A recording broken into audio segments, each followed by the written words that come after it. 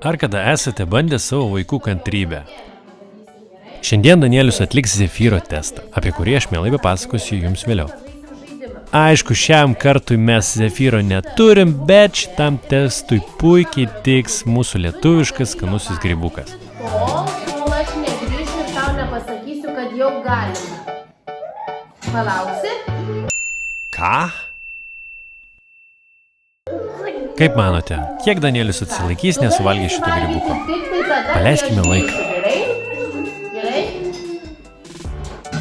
Tu grįžai čia. Dar ne. Tu turi būti dabar vienas pabūk. Bet nevalgyk, pakentėk, gerai?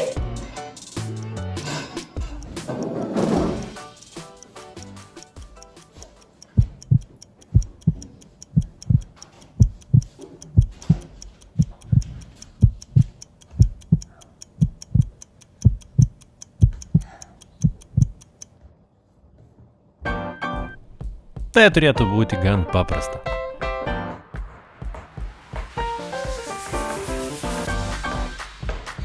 Tik tiek? Tai jau tikrai, kad neliesk.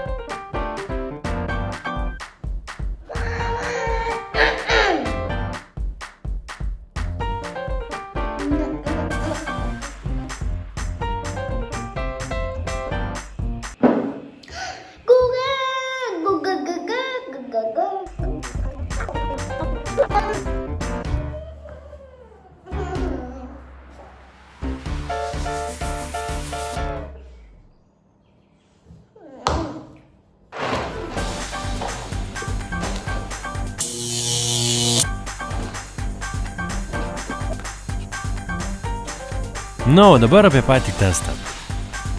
Klasikinis Zefyro testas įrodė, kad gyvenime daugiau pasiekia tie vaikai, kurie geba palaukti ir išbūti su pagunda. Tai yra vaikui yra duodamas Zefyras ir pasakoma, kad jei vaikas pabus kurį laiką nevalgydamas Zefyro, vėliau galėsite suvalgyti 2 Zefyrus.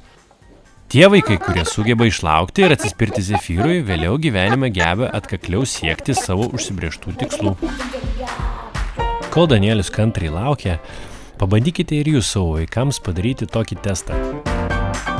O kas čia per dėmė?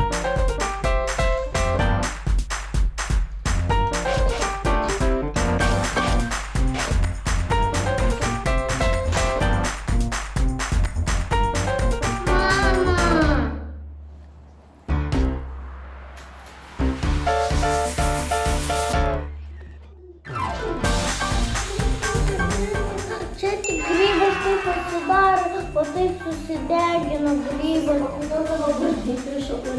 Na taip, grybukai tikrai labai skanūs ir labai sunku jiems atsispirti. Bet šį kartą Danielius susitvarkė puikiai. Jūs taip pat galite šį testą atlikti savo vaikams ir pasidalinti su visais.